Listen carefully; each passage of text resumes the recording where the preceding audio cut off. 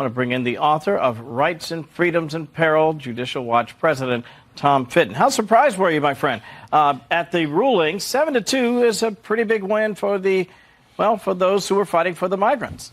It is. It follows on Supreme Court skepticism of the president's ability to protect the country from an invading force of foreign terrorists that he found as commander-in-chief under this federal law that's been around forever and a day. And I don't recall seeing any Supreme Court justice on the presidential ballot list, and no one elected them to be commander-in-chief.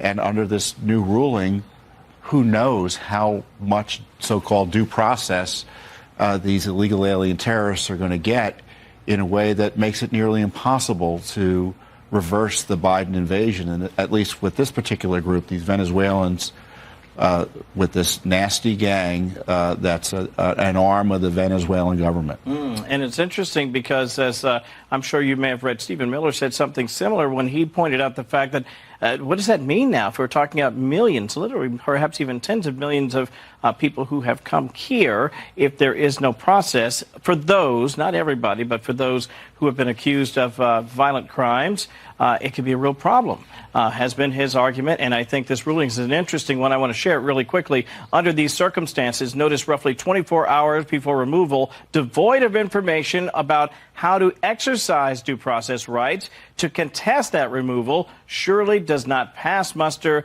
but it is not optimal for this court, far removed from the circumstances on the ground, to determine in the first instance the precise process necessary to satisfy the Constitution in this case.